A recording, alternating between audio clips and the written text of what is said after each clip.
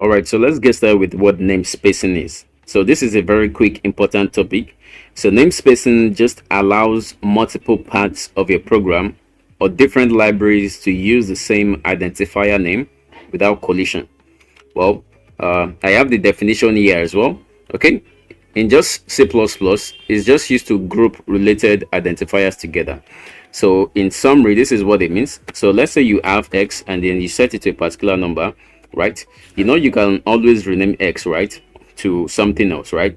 And of course, you can't call X again and set it to, something else, right? This would cause conflict, right? Good. So in this case now, we can actually create this X as many times as we want, but creating what we call a namespacing. So when you create what we call a namespacing, for example, this X, we can give it a namespacing called maybe second X, and this one we could give it a namespacing called maybe first X. So when we called first X, in this case, it's actually going to refer to this one, and when we call second X, it refers to this one here, right? So that's what namespacing is in summary.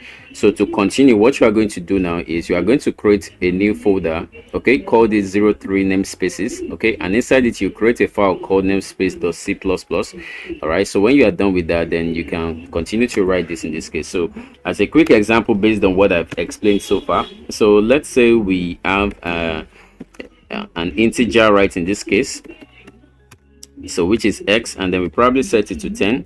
Okay, and then let's say the next thing we want to do now is we can just simply call this, so by typing the standard like so, and then character output.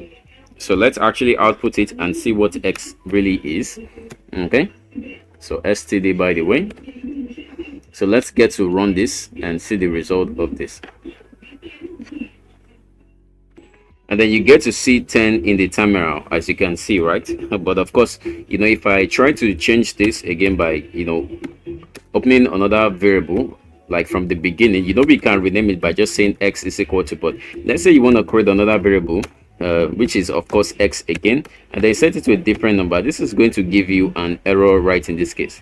Okay, so if you want to still be able to use this variable differently at different times of your programs, you can create what a namespace is. And to create a namespace, you are going to create it outside of your main function.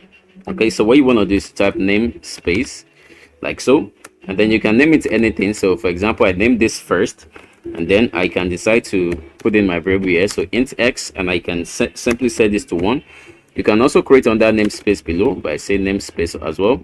So you can create as many namespace with the same variable name, but when you want to call them, you just call them by its namespace, right? You need to tell the X that it's the namespace from this calling. So let's declare another one, so int X, and let's set this to 2, right? But of course, if you still run this entire code, it's going to return 10 to you, right? Because inside our main code, we're not telling it the namespace which we want to use, right? So let's say we wanted to use the namespace from this one called first. Okay, so what you just need to do is to prefix the first with the namespace, the X here with first, and put the 2 colons. Now this 2 colons is actually called the scope resolution operator. Okay, and this X is the entity in this case. So we're saying first, right, in this case, it actually means we want the X from, well, this namespace here. Okay, so if you get to run it, you get to see that it's the X coming from the namespace called first. Okay, so that's one thing you should do. Okay, but some people also write this kind of differently. Okay, and I will show you how some people write that differently. And the way some people write it differently is if they didn't want it to prefix, that is put first X, then this right before it. Okay, what they usually do is they come at the top of below their code, maybe the first line, and they can simply write using namespace. So then first, then the namespace which you want in this case, right? So what this is going to do is if any variable, for example, this X already has a namespace called first and second. So if you are trying to output the variable anywhere in your code, okay, by default, it's not going to use this 10. It's going to use this particular one from this namespace called first. So in this case, if you output it, it output the X. As you can see, I have the one right here, as you can see, right? So that's the namespace from that particular one there. And also, one more thing which you need to know in this case, if you wanted to switch it to second, and if I say second, you will get the namespace from the second. So if I echo this x now, it returns the x equals 2, assigned to 2 here in this case. Okay, and so if you didn't put this at all, by default the x is always going to be 10, right? And let's say you namespace it right inside your code second, and you probably want to use the first one. You can still prefix your code here, like so. If you probably don't want to use the second one or this one, you can prefix it by you selecting or writing down the namespace of the one you want to get to use, right? So that's one important thing about namespace, and that's just simply what it is. Okay, another thing people like to do is, for example, this standard with a 2 resolution operator. One thing people like to do is, I'll comment this off. If I don't want to use this standard every time, if I wanted to create a string, I have to open up this standard operator, right? Like so, right? Then put 2 colons, then type string, and then I could simply give that a name in this case. So let's say hello, like so.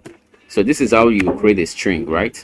So but I could, if I want to avoid typing this std every second for every single line I need to use, one thing you can usually do, and I didn't set a variable name here. One thing you can usually do is to actually call the namespace called std. So std is a special name case itself, right?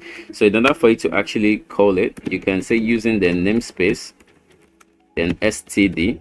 Okay, and good. So anytime you've called this way, you don't necessarily need to put std and then the resolution operator before any code, right? You can just simply do it like this instead, right?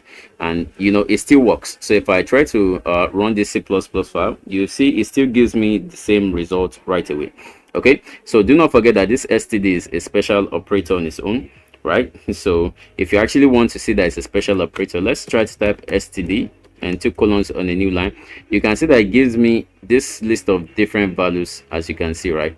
So std is a special value on its own, and these are all what you can attach it with, right? So again, really powerful right there. Okay, so we can say we want to call the standard and the tuple version of this, and then we get it, right? So just be aware of that. But for this video, I may likely not be using it. And of course, if you wanted to call if I had to go back to the way it was initially before I used the standard output. Okay, so this was the way it was, right? So let's say you only want to use the standard output for string, right? You can specifically call that by putting 2 colons, then right beside it, then you say string, like so, right? And then that means you don't need to probably use this one right here again. You can just simply remove this right in this case, and then you can just say first name, and then you get your result right in this case. So okay, so you don't need to write this here again, the namespace right in this case.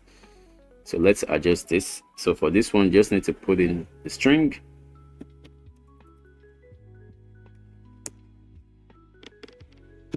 Okay, so this is how you get to do. If you wanted to do the same thing for the character output as well, you can do the same thing, just by copying this down, and we can just say std then cout, right? Good. And then we can just simply remove this right from there. Okay, and then it still works perfectly. So you can specifically call the standard output for whatever you want to use it for, or you can just do it the initial way we did it by just using namespace standard, right?